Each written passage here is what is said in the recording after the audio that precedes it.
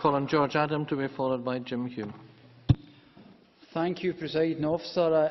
I found this inquiry fascinating, and there's no hyperbole there when I say that, because I believe we've only currently just scratched the surface of the issue, because it is, as the convener quite rightly says, a very complex issue, and we have to ensure that we don't rush into things and go down the knee-jerk reaction that the Westminster Government already has done. I think we've yet to scratch the surface of the whole issue.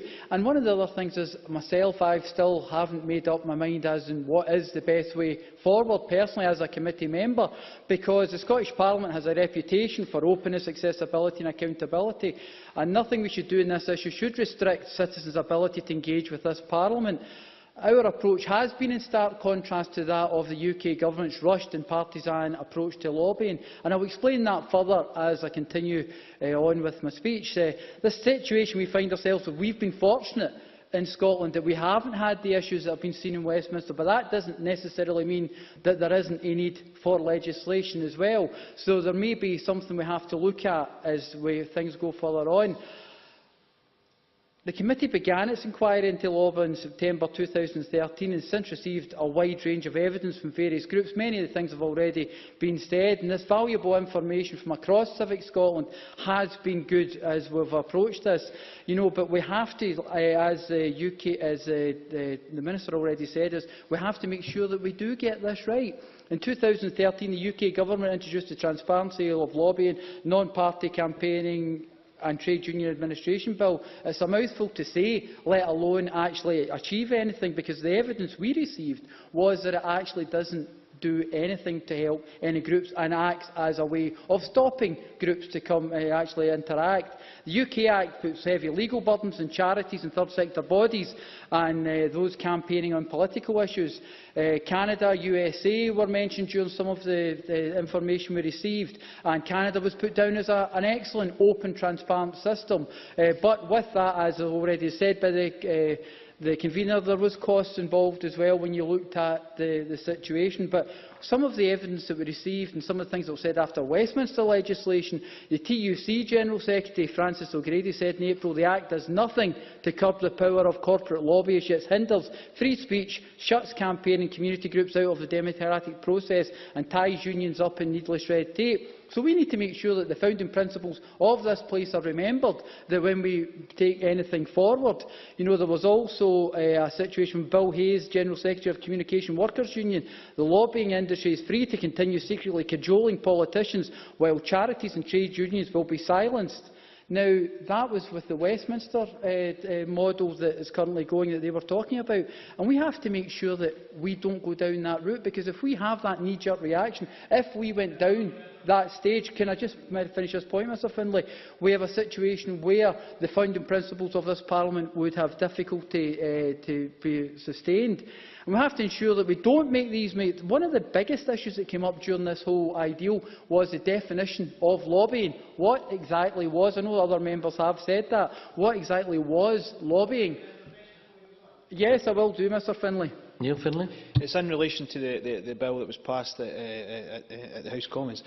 I'm sure, being a thoroughly decent man, he will accept that my proposal has nothing at all, does not reflect what happened there, and is a completely different proposal. Presiding Officer, I'm saying to Mr Findlay that the whole ideal is that we have to make sure that we don't go down that route. We have to make sure that if we do legislate, it has to be robust, it has to be something that still makes sure that people can interact with this Parliament. The Scottish Parliament's reputation for openness and accessibility and accountability was part of what the Consultative Steering Group set up in November 1997 actually made sure that we had that when the founding principles. But one of the things that I want to say, because I can see we're having difficulty with time here at the stage, was one of the most passionate discussions we had was when Susan Deakin was there, Professor Susan Deakin.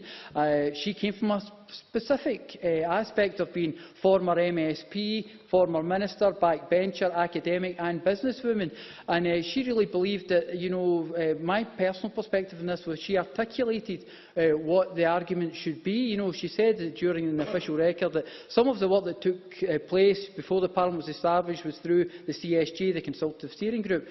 Were I a member of this committee, I would want to dust down an awful lot of the existing codes, regulations and statutes and think about how to ensure that the issues embedded throughout the thinking, the practice of the institution as a whole and of individual members. I am passionate, as I ever have been, albeit I am on the outside looking in rather than the inside looking out, about ensuring that Holyrood seem to be open, accessible and transparent. And I think these are an important part of the debate, and I think she has articulated what many of us are actually believe that is the way forward for this. She also added that, I will add a couple of comments. I want to be totally transparent. Since I left the Parliament, I've spent my life working in the academic community and looking at public policy process through another lens, while also sitting in a multiplicity of boards in the private sector and for a number of charities and having advisory roles in the public sector. So I've seen many dimensions of this issue. So she actually saw from these various different perspectives that this is, as the convener said, a very complex matter. And it's something, she also said at one point that this is the Scottish Parliament. We do things a specific way. We decided at a very early stage that we were going to have this our major principles. But, Presiding Officer, I too am passionate about this Parliament and how we go about our business. So if we decide to legislate, I think we must listen to as many voices as possible and ensure we do not lose the guiding principles of this place.